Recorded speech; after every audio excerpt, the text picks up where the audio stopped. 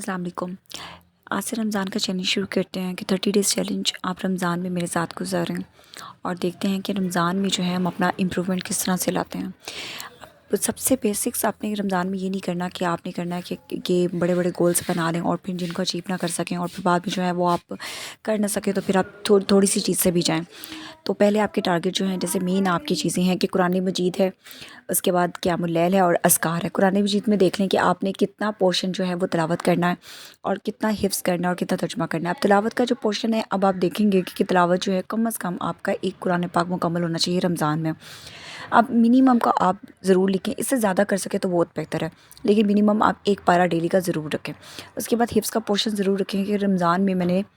ایک آیت بے شک ہو روز کی اور اس کو یاد کرنا ہے اور پھر اس کو رات میں قیام اللیل میں پڑھنے کی ضرور کوشش کرنی ہے اور اس کو حفظ کر کے تو اس کو ایڈ کرتے جائیں۔ جیسے دوسرے دن ہوگا تو آپ کی 2 آیات ہو جائیں گی، تیسرے دن 3 آیات ہو جائیں گی، لیکن آپ نے کرنا کیا ہے کہ حفظ کرنے کے ساتھ ساتھ آپ نے جتنی بھی آیات ہوتی ہیں آپ نے ڈیلی کی 5 نمازوں میں ان کو کوشش کرنا ہے کہ آپ ان کو ایڈ کرتے جائیں۔ یعنی کہ اگر آج آپ نے 1 کی ہے اور آپ 1 ہی اپنی نمازوں میں اس کو ضرور پڑھیں اور کل آپ نے 2 کی ہے تو اس کو 2 کے ساتھ آپ 2 پڑھتے جائیں، اس کو 3 ہوتی ہیں تو 3 سے پڑھنا شروع کر دیں۔ اس طرح سے جتنا پورشن آپ کرتے جائیں گے اس کو اپنے نمازوں میں شامل کریں تو انشاءاللہ آپ کو کبھی نہیں بھولے گا دن میں، کیونکہ یہ 5 دفعہ ریپیٹ ہو جائے گا تو آپ کو بھولے گا نہیں۔ اس کے بعد آپ ترجمہ ایک ضرور کوشش کریں کہ رمضان میں ایک بار اس کو قرآن پاک کو ضرور پڑھ لیں۔ اب میں آپ کو یہ بالکل نہیں کہہ رہی کہ آپ یہ کریں کہ رمضان میں جو ہے وہ کسی کورس کو مطلب کسی کی تفسیر کو پڑھنا شروع کر دیں اور بہت سا ٹائم سپینڈ کریں، لیکن خود سے ترجمہ پڑھیں، یہ ضرور کریں، وہ بھی کرنا چاہیے، لیکن اس کو رمضان کے بعد کے لیے رکھ لیں۔ آپ ترجمہ پڑھیں اور کم از کم آپ نے یہ ٹارگٹ رکھنا ہے کہ رمضان میں ایک دفعہ میں نے اس کو ضرور پڑھ لینا ہے، ٹھیک ہے، ایک دفعہ اس کو گو تھرو اس سے کر لینا ہے، ایک قرآن پاک کا ترجمہ ضرور کریں۔ اس کے بعد آپ کا آ جاتا ہے کہ قیام اللیل۔ آپ نے قیام اللیل میں آپ دیکھ رہے ہیں کہ تہجد ہے، نوافل ہیں۔ قیام اللیل میں آپ نے کرنا ہے کہ رات کی نماز عشاء کے بعد کی تراویحیں بھی آپ کریں۔ اس کے بعد کوشش کریں کہ تھوڑی دیر پہلے فجر سے آدھا ایک آپ نے اگر سحری کا جو ہے وہ تیاریاں کرنی ہے جو بھی کرنا ہے، لیکن آپ کوشش کریں کہ رمضان میں جو ہے فجر کی نماز سے 1 گھنٹہ پہلے کا ٹائم رکھیں تاکہ اٹھ کے 2 4 6 جتنے آپ نفل پڑھ سکتے ہیں، اپنی جتنی حاجات مانگ سکتے ہیں، جتنا استغفار کر سکتے ہیں اس ٹائم بیٹھ کر کریں اور اپنی دعائیں مانگیں۔ اس کے بعد نوافل، اس میں آپ جو ہیں وہ اپنی اس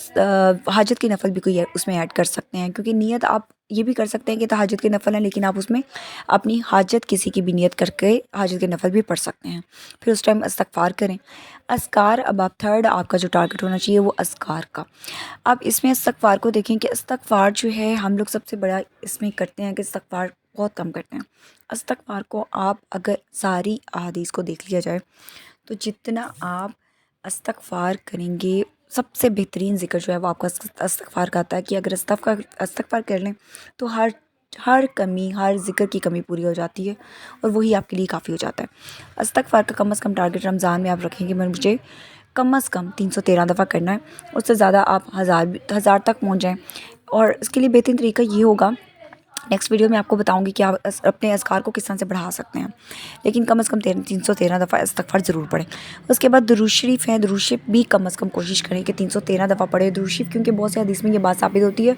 کہ اگر آپ دعائیں نہیں بھی مانگتے، آپ کو سمجھ نہیں آتی کہ مجھے کیا دعا مانگنی ہے اور کیا مانگنا چاہیے اور کیا نہیں مانگنا چاہیے، اور کچھ سمجھ میں نہیں آ رہی، کبھی کبھی آپ مسئلے پہ پڑھتے ہیں تو آپ کو